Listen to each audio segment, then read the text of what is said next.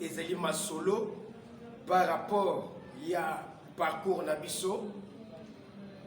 Bible et nous devons donner la nourriture qu'il faut au temps convenable.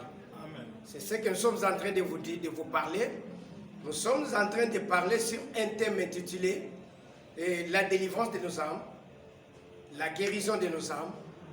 Tout le bété, en dehors, il y a avant tout la délivrance, il y a Misuke Nabiso. Avant tout la guérison, il y a bon Nabiso. Nous devons d'abord épingler ce qu'on le péché, le péché. Vous savez, le péché est un mur de séparation. Qu'on ne vous trompe pas, quelqu'un dans la vie du péché a coquille comme moi dans le beau qu'on a zambé. Qu'on ne vous trompe pas, à moins que le diable soit à côté de vous.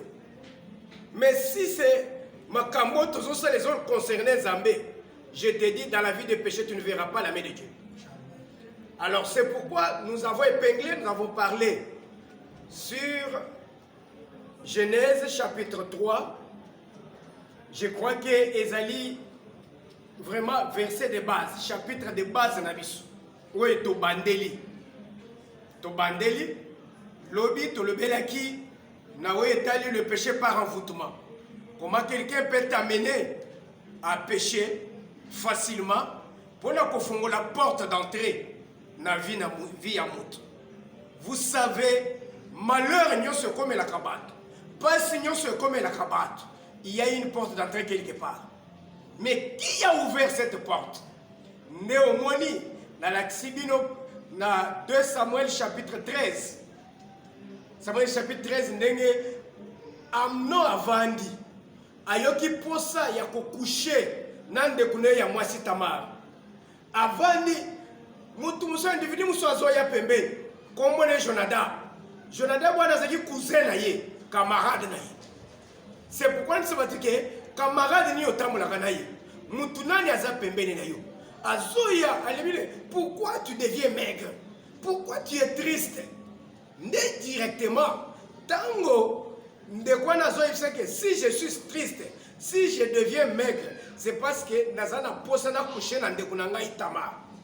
Mais au lieu Jonadab a dit que non, ce que tu fais là, c'est un inceste. Zambaz autorisant et qu'on fume la porte y a liwananda kunabino. Jonadab a dit non, mais c'est facile. Voilà ce que tu peux faire. Abandé pour l'excès par stratégie par lesquelles il faut accommisser des couilles. Na objectif qui est un très mauvais objectif. Petango a passé par stratégie, ndeko ya couché na Tamar, liwe kutaki. Porte ya liwe fungamaki na ndaku ya David. Porte ya malheur et fungamaki na famille ya David. Pour dire quoi? Ce messie ici, il a les azali na mayele ya serpent. Parce que le serpent a ya kuti. Bandeko ya bavande sikamoko. Adam naïf bavande. Zamba tcheba on a 4 jardins. Qu'est-ce qu'il dit? Est-ce que Dieu a-t-il réellement dit? Et vous ne pouvez pas faire ça. Vous ne pouvez pas manger ceci. Mais vous savez qu'est-ce que le serpent cherchait? Il cherchait la voie d'accès, la porte d'entrée. Il y a Satan à côté de l'oué kota. Batoyo, bakutana ba problème, balongani bosso na zambi. C'est pourquoi j'ai toujours parlé de péché par envoûtement pour dire quoi? Il y a certaines personnes qui ont commis le péché, qui se retrouvent dans le péché, non pas par leur propre volonté, mais par la volonté d'un diable, d'un serpent. Par la volonté, il y a un mal intentionné, alingi passe na yo, alingi difficulté na yo, à partir na ye, nde ozokutama na mabe, nde ozokutama na lisum. C'est pourquoi nous avons ça. Bande kunyonso bazokutama na lisumu ya instigé par une personne. Bimana kati ya likambwana. Bimana kati ya lisumuwana. Tika mutuana. Il y a des gens serpents. Il y a des pasteurs serpents. Il y a des serviteurs de Dieu serpents. Yokansike azali musani na Zambé. Nzokande. C'est un serpent déguisé en âge de lumière. Il vient. C'est pourquoi nazo le bela bande kunyos bazo kutama na lisumu ya boye par envoûtement d'un camarade. Zambe na biso asunga yo. Zambe abimisa yo. Ma prière est que yozo muto kutama. Lelo ba camarade ba koti si batu. Na kobale ba sebele. Ba lakisi batu bizeli mabe. Soki lelo mubana yakomi na kindumba. C'est parce qu'il y avait un Jonadab pembeni na ye. Soki lelo mwana na yo aye koyeba makambo mabe. C'est parce que pasteur na ya zaki Jonadab. Et tous ces gens qui se retrouvent dans cette histoire, si nous les hommes de Dieu sont limités, pour nous sembler la bango, et te babima na kati envoûtement oyo, bako demeurer parce que c'est lui qui les a envoûtés, les a capturés, il les a dominés. Je crois qu'on en a beaucoup parlé. Beto selon prière lobby. Nous comptons faire des prières. Si tu te retrouves dans ces histoires, Lukangai, Bengangai, Tosolola, tu sais ce qu'il faut faire. Alors, c'est pourquoi à partir de là, je vous dis qu'aujourd'hui, nous allons fermer toutes les portes. Par lesquelles la mort est entrée, par lesquelles la maladie est entrée, par laquelle la souffrance est entrée dans la vie. Nous devons fermer ces portes. Il faut tout kanga. Je n'ai pas fongoli et fongwami balamoko. Mais là, tu te retrouves dans quelle situation? C'est pourquoi, dans le Genèse chapitre 3, verset 6. Verset 6. Bible les le baboy. Bible les le la femme vit que l'arbre était bon à manger et agréable à la vue et qu'il était précieux pour ouvrir l'intelligence. C'est-à-dire quoi? Quand nous avons créé qui mobile, moi c'est la mobile, a bloqué qui intelligence, a fermé qui intelligence là-bas. Mais qu'est-ce que vous comprendre? On ouvre ce qui a été fermé. C'est que l'intelligence, il y a Adam et Ève, était fermée. Qui avait fermé? C'était Dieu. Dieu avait fermé leur intelligence. Alors, ne sert pas à ce que si qui coller yango et qu'on fongo la maille na bino. C'est-à-dire qu'on fongo la porte. Qui avait fermé cette porte? C'était Dieu. Bandeko, vous savez, un homme de Dieu, un enfant de Dieu, il y a certaines portes que tu ne peux pas ouvrir. Lorsqu'on fongo la yango, les Satan entre. Les Satan. C'est ce qui fait qu'un homme de Dieu, azo salamsa Zambé, azakana ekila oyo zamba pesakaye. Tout homme de Dieu. Ce qui a bouqué kilewana, bunzambe kimi. Et kei. Alors, c'est ce que le diable a toujours cherché. Les lots ont des difficultés, aux ont des problèmes, c'est parce qu'il y a une porte que Dieu avait fermée. Oui, yo fongola. Oui, yo permettait que Satan a fongola la vie. Et que quand fongola directement, il est entré. L'intelligence de l'homme et de la femme a été fermée. Dieu l'avait fermée. Vous savez, dans Zambé, Azo bimisabana Israël na kat Égypte, Azo kat sabango mer rouge. Quand ils arrivent au-delà de la mer rouge, Zambé a bengi. Alebete, ceux qui bokoto samibeko na ngai, ceux qui bokolanda parole na ngai, bisikanyo so boko kende, boko kufate me boko bika, boko vivre makambo minene. Amen. Vous voyez, c'était ce que Dieu leur avait demandé, ordonné de faire. Il y a qu'à respecter la parole de Dieu. Puis, il a 10 commandements. Zamba Zolobake, Okogumba mela Zambé Bobele Yemoko. Liboso ya Banzambé Nyonso. Tu ne peux pas adorer un autre Dieu. Tu ne peux pas te faire des images taillées en représentation de Dieu. Alors, vous voyez, lorsque Moïse est allé à la montagne, pendant 40 jours, 40 nuits, Aaron batikali, libota ya Israël, basalisi Aaron mwana na ngombe, un veau d'or, comme Nzambe na bango, babanda ko adorer. Et qu'ils ont commencé à adorer, ni t'étais pour l'intercession de Moïse, Dieu allait tuer tous les enfants d'Israël. Pourquoi? Parce que Basali, une représentation divine en image taillée. Alors, et qu'il a il ne pouvait pas adorer les dieux étrangers. Alors, c'est ce qui fait qu'aujourd'hui, comment le diable est entré dans notre vie? La parole de Dieu déclare ceci: on ne peut pas servir deux maîtres. Servir Dieu et maman. N'habitez ce qu'on y verset. Ce qu'on y bien monté dans le pays, ça y est au lobby. Et Dieu, c'est parce que j'ai un peu, je ne sais pas parcourir beaucoup de versets. Mais, on comprendre. Et on ne peut pas servir deux maîtres à la fois. Servir Dieu et maman. Et quand on parle de maman, maman c'est l'argent. Alors, ou bien, osons saler la mbongo, ou bien osons saler l'ensemble. Aujourd'hui, qu'est-ce qui s'est fait? Le diable a compris. Et na RDC, batebele balingi zambe, batebele ba mipesi na makambo na zambe, akamati évangile ya mbongo à côté de l'église. Aujourd'hui, vous voyez et que les hommes de Dieu et les enfants de Dieu parlent plus de l'argent. Balingi mbongo mingi par rapport à la parole de Dieu, Dieu lui-même.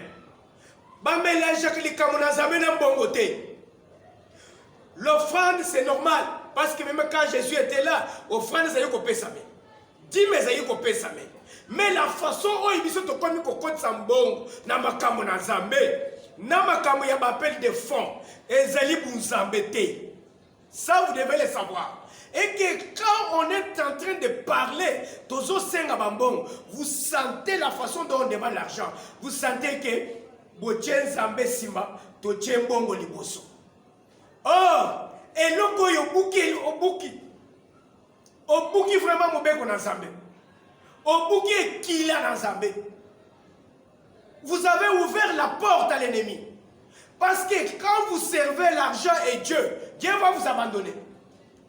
Et comme il est là porté, au Zambé la moutou pesanga offrande. Au bongisi offrande combien? Pour la Kosambi. Vous voyez, quand vous prenez l'argent, vous mettez avant Dieu. Sachez bien que Jésus ne veut pas travailler. Oh, mbongo dit que ça comme tout est. Mbongo guérit ça comme tout est. Mbongo dit que ça est la maladie. C'est lui qui enlève la maladie, c'est Jésus-Christ. C'est lui qui guérit, c'est Jésus-Christ. Mais si aujourd'hui, pour s'embêter le mouton, il faut appeler ça une offrande. Sache bien que tu as privilégié l'offrande, tu n'as pas privilégié Jésus-Christ. Or, dans tout ce que nous devons faire, nous devons privilégier d'abord Jésus-Christ. Et l'argent après. Mais ceux qui n'ont pas d'argent, ils ne vont pas bénéficier de la main de Dieu. Ils ne vont pas bénéficier de la grâce de Dieu. Voilà comment le diable a ouvert la porte dans nos églises. A fongoli porte na kati ya bandako ya bana Nzambe. A fongoli porte na kati ya basai na Nzambe. Na likambo ya offrande. Ya bambongo kosenga senga bambongo ko exiger bambongo na bana na Nzambe. Biloko oyo Nzamba kosala te. On a montré notre Dieu. C'est que Nzambe na biso tozo sale, c'est l'argent. Ce n'est plus Jésus-Christ. On peut s'en avoir versé. Oui, Jésus avait besoin de l'argent aussi pour nous confouter mais il y a des sangai bisikanya sur Yesu azali ko kende côté ya parole de Dieu. Mutuna ni asenga ki ete bayena est malade. Pour bo samela malade wana, bale bete pesa na offrande pour ça avant la samela yi. Na kati ya Bible, quand Jésus prêchait, on a amené un paralytique. Bakiti sien na toi. Yanda akiti directement tibisika Yesu azalaki. Bien bisanga ike Yesu atunaki eke boye na offrande avant na bikisa ye. Non, alebete kondima na esedikisio. Amen. Alléluia. Amen. Alors vous comprenez, quand Jésus est allé dans la piscine à Bethesda, a coûté malade il y a 38 ans. Avant du kuna, yebisanga yalibike pesanga offrande avant d'assemble le potelema. Alebete prend ton lit et marche. Vous comprenez? C'est-à-dire, quand on privilège déjà l'argent, na makambo na Nzambe, Yesu alungwaka. Tango yeso alungwaka, yo muto zo pesa mbongo kobika te. Tu peux donner l'argent à l'homme de Dieu par rapport à Moussala Sosalela yo. Après avoir travaillé, à l'homme Moussala, mais pas une obligation.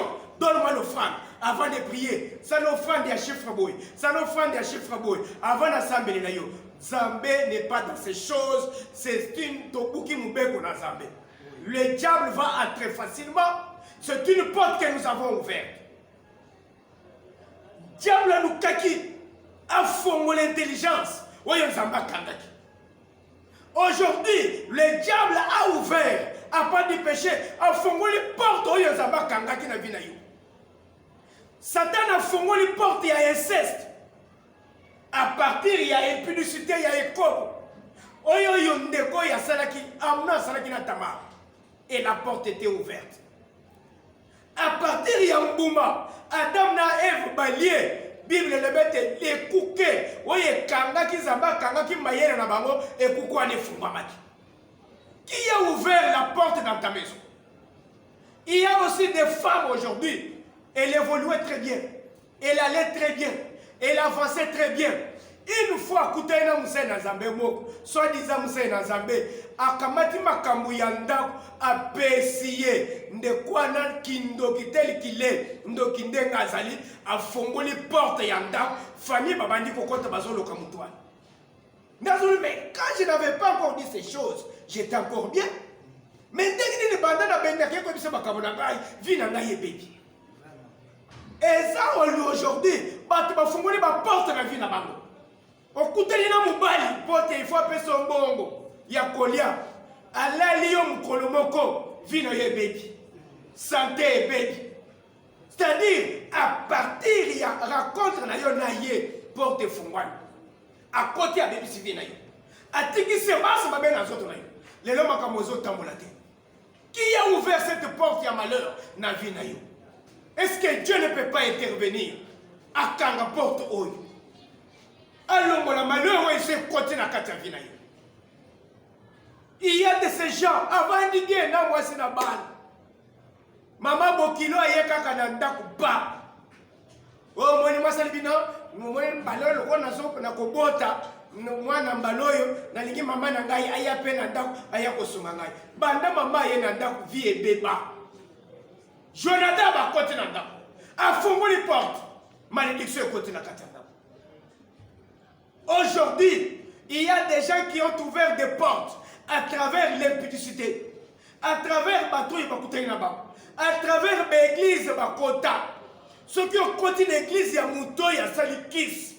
Il y a des gens qui ont samé la zambété, ils ont samé un démon, ils ont samé un esprit. Tikala Boyabete, Nemo Kotouana, ont signé engagement à Bandémon. Vina Yakobem, Pierre Nyososan, au Seigneur Moyesouté. Et qui n'est pas dans Yesu, et qui n'est pas Yangang, et qui n'est pas dans l'esprit. Or, ce qui est dans Bangang, Nganga peut sa solution. Jamais. Nganga Sunga Kate. Bible le bête, quand ils ont mangé les fruits, la porte s'est ouverte. L'intelligence est fungouane. C'est-à-dire, ma belle écoute. Mboumanini au lieu. Moutounini au koutani na ye. Oui, il y a fongo l'intelligence. Oui, il y a fongo la porte dans ta konaï. Moi, je suis un kindo qui n'a pas de a fongoli porte ya sécheresse na vie na ye. Tokoti kala kaka bongo. Toti kaka porte ya mafungwa etika ya kofunga malibela libela e ko kanga mate. Tikete yeso akanga yawo. Amen.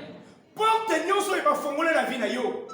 Même à ta par tes propres efforts, par ton ignorance, au fond la porte il y a liwana ndako na yo tikate na kati na mateya oh zambakanga ya amen.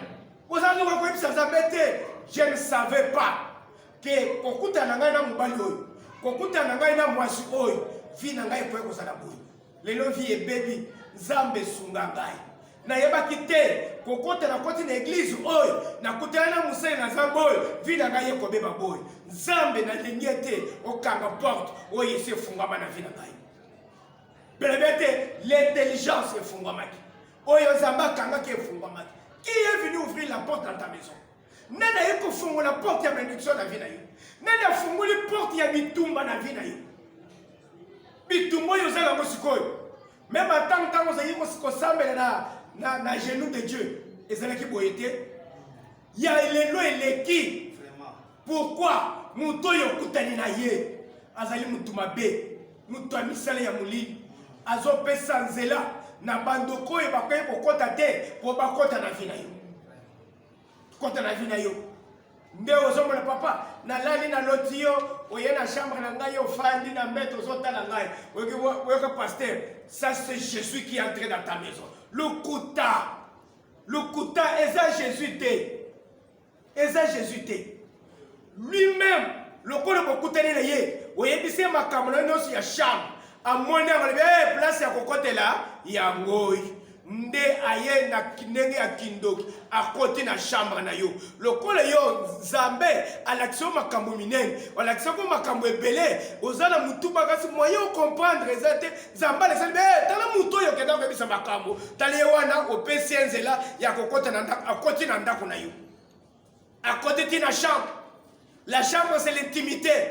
À côté de la carte intimité, c'est que rien ne va marcher. Banda o lote ya fana na chambre na yo. Banda o lote ye bozo kutane bozo tambola na ye. Elok ozwani. Elok nini mata. Banda Adam na Eve bakutane na nyoka. Elok nini ya malonga baswa. Balia mbumata. Mayele funga makiti. Mais après, basala gini mutakala. Na bamemoni bakoyi mutakala tango bamoni bakoyi mutakala bazwi bilamba bakeye koluka bakasa ya zamba balati na nzoto kasa oyo tango moyi ekoya ekokauka oza na vie te tu seras toujours nu okozala toujours